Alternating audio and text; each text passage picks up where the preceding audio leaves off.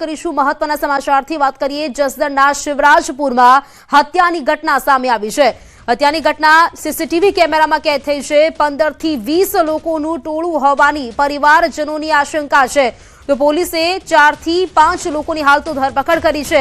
આ તમામ આરોપી છે તે પોલીસ પકડમાં ન આવે ત્યાં સુધી પરિવારના સભ્યોએ મૃતદેહ સ્વીકારવાનો ઇનકાર કર્યો છે। લગભગ એક દિવસ પહેલા નજીવી બાબતે ઘર્ષણ થયું હતું અને જસદણ પોલીસે પરિવારના સભ્યોની ફરિયાદ લેવાની તજવીજ છે તેમજ આરોપીઓને પકડવા માટે પોલીસે ચક્રો પણ ગતિમાન કર્યા છે। તો જસદણની આ ઘટના છે જેનો જે વિડીયો છે સીસીટીવી ફૂટેજ છે તે પણ આપ જોઈ શકો છો। આમાં લગભગ 10 થી 12 લોકોનું ટોળું જોવા મળી રહ્યું છે। જો કે હાલ તો 4 થી 5 લોકોની ધરપકડ કરવામાં આવી છે, હત્યા કરવામાં આવી છે અને સમગ્ર ઘટના સીસીટીવી કેમેરામાં કેદ થઈ છે। ફક્ત સામાન્ય બાબતમાં હુમલો કરવામાં આવ્યો। જો કે પરિવારજનોનું કહેવું છે કે તમામ લોકોની ધરપકડ કરવામાં આવે। સમાધાન કરવા અમને શિવરાજપુર બોલાવેલ અને અમને લોકોને બધાને ત્યાં દેખીને અમારી ઉપર છોટા હાથી પેલા ચડાવવાનો પ્રયાસ કર્યો અને પાછળથી એને અચાનક એને છરી લાકડી ધોકા વડે હુમલો કરી દીધો।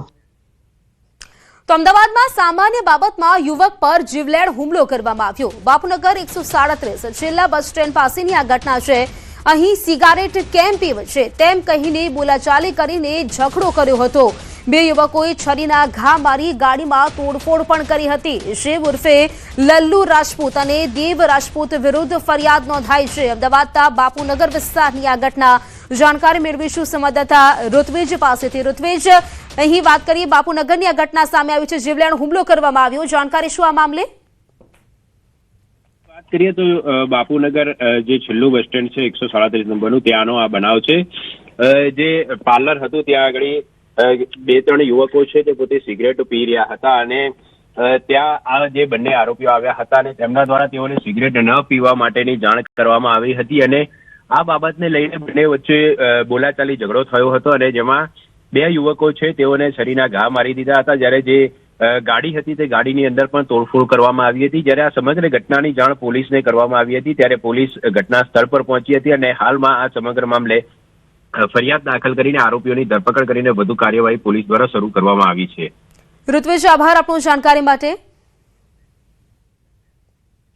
પાટણમાં કેનાલમાંથી યુવકનો મૃતદેહ મળ્યો। થરોડ ગામ નજીકની કેનાલમાંથી મૃતદેહ મળી આવ્યો છે। 3 દિવસથી ગુમ યુવકનો મૃતદેહ મળી આવ્યો છે। દારૂ પીધા બાદ મોત થયાનો પરિવારજનોએ આક્ષેપ મૂક્યો છે। તો યુવકના મોત બાદ પરિવારજનોમાં ભારે આક્રોશ જોવા મળ્યો છે। પરિવારજનોએ થરોડ ગામમાં દેશી દારૂના અડ્ડા પર જનતા રેડ કરી રોષે ભરાયેલા લોકોએ તોડફોડ પણ કરી હતી। દારૂ સહિત દારૂ બનાવવાની સાધન સામગ્રીનો સ્થળ પર જ નાશ કરવામાં આવ્યો। તો આ ઘટનાના પગલે હારીજ પોલીસ સ્થળ પર પહોંચી ગઈ છે અને પરિવારને સાંત્વના આપી હતી અને આગળની જે કાર્યવાહી છે તે પણ હાથ ધરી છે।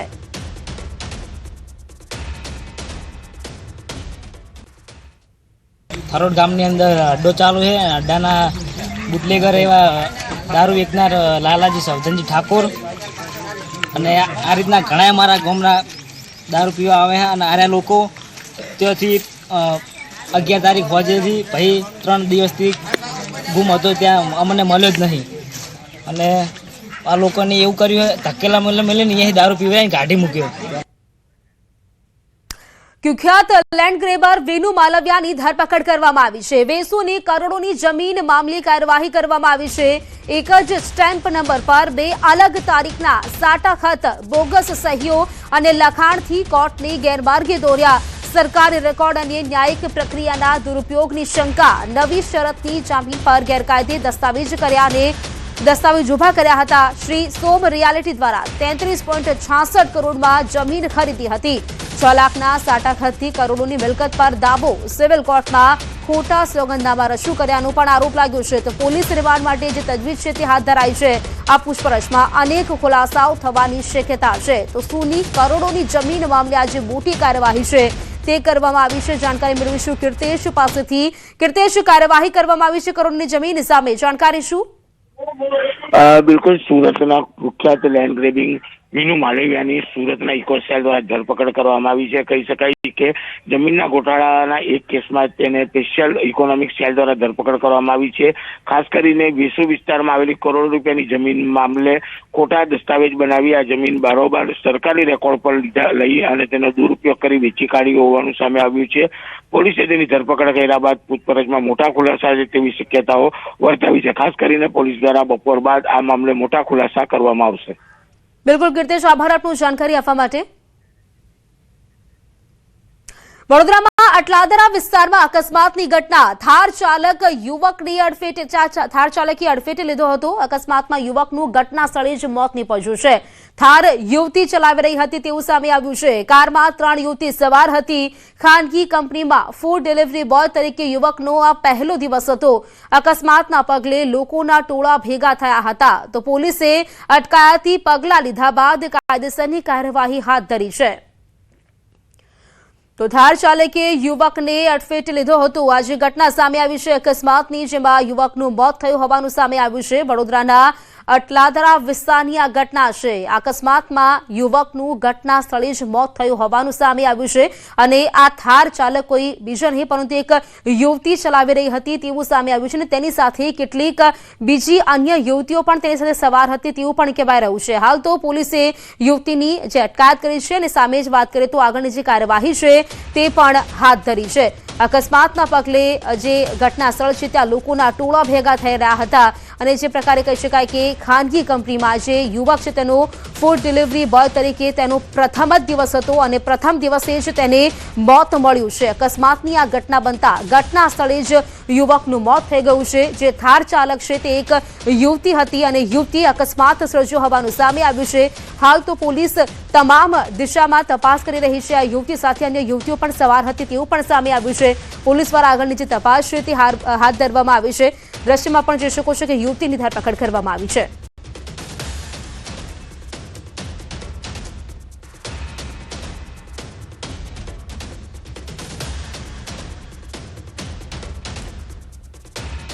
તો મારી સાથે અટલાદરા પોલીસ સ્ટેશનના પીઆઈ MR સંઘાડા તેઓ થોડીક ક્ષણોમાં જોડાશે. અત્યારે તો કહીએ કે ટેકનિકલ કારણોસર સંપર્ક નથી થઈ શક્યો, પરંતુ અકસ્માતની જે ઘટના બની હતી અકસ્માતના પગલે લોકોના ટોળા ભેગા થયા હતા.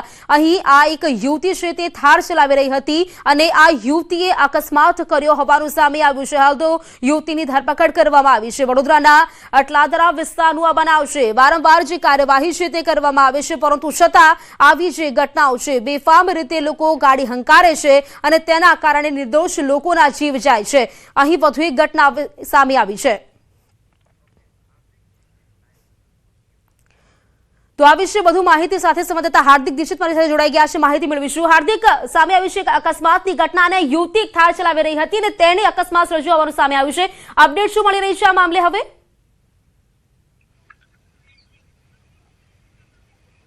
બિલકુલ, જો સમગ્ર મામલે અપડેટની વાત કરવામાં આવે તો પોલીસ દ્વારા યુવતી સામે અટકાયતી પગલાં લેવામાં આવ્યા છે. અને બીજી વાત કે ગઈકાલે રાત્રે જ્યારે જે ત્યાંના સ્થાનિક લોકો છે, પરિવારના સભ્યો છે, તેમના દ્વારા આરોપ લગાવવામાં આવ્યો હતો કે યુવતી નશાની હાલતમાં હતી, ત્યારે યુવતીનું મેડિકલ ચેકઅપ કરવાની પણ પ્રક્રિયા જે છે તે પોલીસ દ્વારા હાથ ધરવામાં આવી છે. પ્રીતિ, ખાસ કરીને આપણે વાત કરીએ તો તમે પોતે પણ જાણો છો કે વડોદરા શહેરમાં છેલ્લા ઘણા દિવસોથી, ઘણા મહિનાઓથી કહી શકાય કે રોજે રોજ અકસ્માતની ભરજાળ જે છે તે જોવા મળે છે અને નિર્દોષ લોકો જે છે તે પોતાનો જીવ ગુમાવે છે. ત્યારે ગઈકાલે સનફાર્મા રોડ પર આ જ પ્રકારની ઘટના જે છે તે બની હતી. ગાડીની સ્થિતિ જોઈને તમને એક અંદાજો આવશે કે ગાડી કેટલી હદે પૂરપાટ ઝડપે યુવતી હંકારતી હશે. અને બીજા એક ચોંકાવનારા દ્રશ્યો બતાવીએ કે ગાડી જ્યારે બાઇક સાથે જોરદાર ટક્કર વાગી ત્યારે યુવકનું માથું જે છે કે આ જગ્યા તમે જે જોઈ રહ્યા છો ત્યાં ભટકાયું હતું અને એના કારણે જ યુવકનું ઘટના સ્થળ પર મોત નીપજ્યું હતું. સ્થાનિક લોકો જે છે તેમના દ્વારા પોલીસની કામગીરી સામે પણ આક્ષેપ કરવામાં આવ્યા છે. પરિવારના સભ્યો જે છે તેમના દ્વારા પણ જે પોલીસની કામગીરી જે છે તેની સામે આક્ષેપો કરવામાં આવે છે. અને જે વ્હીકલ જે છે કે જે લઈને યુવક કામ પર નીકળ્યો હતો એ વ્હીકલની સ્થિતિ પણ જોઈ શકાય છે કે ખુરચા જે છે તે ઉડાવી દીધા છે. યુવતી દ્વારા અત્યારે જે પોલીસ છે તેમના દ્વારા યુવતીની પૂછપરછ જે છે તે કરવામાં આવી રહી છે. FSLની પણ મદદ જે છે સમગ્ર મામલે લેવામાં આવશે, કારણ કે જે ગાડીની સ્પીડ જે છે તે ઓવર સ્પીડ હતી, એટલે કે વધારે પડતી સ્પીડ હોવાના કારણે જ અકસ્માત સર્જાયો.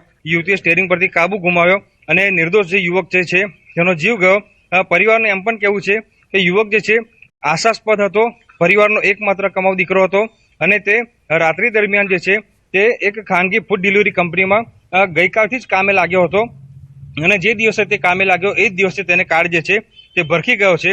ત્યારે પરિવારના સભ્યોના માથે આપ તૂટ્યું છે અને પરિવારના સભ્યો જે છે તે કોઈ પણ ભોગે તેમને ન્યાય મળવો જોઈએ તેવી માંગ જે છે તે કરી રહ્યા છે। પ્રીતિ, વાત કરીએ હાર્દિક, અહીં જે યુવતી છે એવું પણ કહેવામાં આવી રહ્યું છે કે યુવતી સાથે અન્ય કેટલીક યુવતીઓ પણ સવાર હતી, તેમના વિશે કોઈ માહિતી મળી છે? કારણ કે અત્યારે તો ફક્ત આ એક યુવતી છે તેની અટકાયત કરવામાં આવી છે, અન્ય લોકો તેની સાથે હાજર હતા તેની વિશે કોઈ માહિતી મળી છે?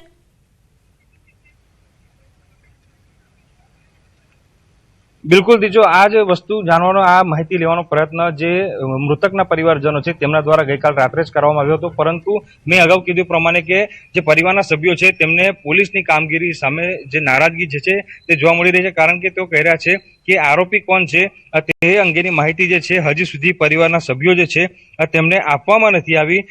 જો કાર ચાલકની આપણે વાત કરીએ તો પોલીસ તરફથી માહિતી મળી છે કે ઋષિકા સરનાની નામની જે એક મહિલા જે છે તેના દ્વારા આ કાર જે છે તે ચલાવવામાં આવી રહી હતી અને કોઈ એક પ્રસંગમાં તેઓ ગયા હતા અને ત્યારબાદ જે પરત ફરી રહ્યા હતા દરમિયાન જે છે તે અકસ્માતની ઘટના જે છે તે ઘટી છે।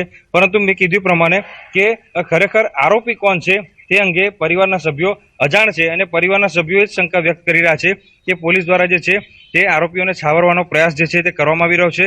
પરિવારે એમ પણ કીધું છે કે ગઈકાલે જ્યારે અકસ્માતની ઘટના બની ત્યારે જે કાર છે ત્યાં લોહીના ડાઘા જે છે તે પડેલા હતા, પરંતુ જ્યારે તેઓ પોલીસ સ્ટેશન પહોંચ્યા અને તેમને કાર જોઈ તો કાર જાણે તેની સાફ સફાઈ થઈ ગઈ હોય ત્યાં પ્રકારની સ્થિતિમાં જે છે તે જોવા મળી રહી છે। લોહીના ડાઘા જે છે તે અહીંયાથી ગાયબ થઈ ગયા છે। એટલે ચોક્કસથી જે પરિવાર જે છે તેમનું નિવેદન પર જો ધ્યાન આપવામાં આવે। બિલકુલ, આભાર આપનો જોડાવા માટે, જાણકારી માટે। તો હાલ તો કહી શકાય કે આ જે યુવતી છે તેના અટકાયતી પગલાં લેવામાં આવ્યા છે। મને એવું લાગે છે ગાડી એટલી સ્પીડમાં હતી કે બરોડામાં એટલી સ્પીડમાં ગાડી ચલાવવું જ ના જોઈએ, આમ તો એટલો ગુનો દાખલ થવો જોઈએ। અને બીજી ગાડી તમે જોઈ શકો છો ગાડીના હાલત પરથી ખબર પડે ગાડી કેટલી સ્પીડમાં હશે। આજે બે ગાડીને એટલો કચુંબર થઈ ગયો છે કે ન જોવી જેવી વાત થઈ ગઈ છે। એટલે બધું ઘટના સ્થળ પછી થયું છે। મારો ભાઈ ઘટના સ્થળ પર જ મૃત્યુ પામેલ છે।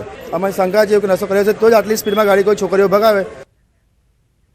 અમદાવાદમાં લૂંટારુઓ બેફામ બન્યા છે। વસ્ત્રાપુરમાં ચેઇન સ્નેચિંગનો પ્રયાસ કરવામાં આવ્યો છે। માનસી 4 રસ્તા પાસેનો આ બનાવ છે, જેમાં ઘટનાના સીસીટીવી ફૂટેજ પણ સામે આવ્યા છે। બાઇક પર આવેલા બે યુવકોએ ચેઇન તોડવાનો પ્રયાસ કર્યો। બાઇક પરથી પટકાતા મહિલાને ઈજા પહોંચી છે।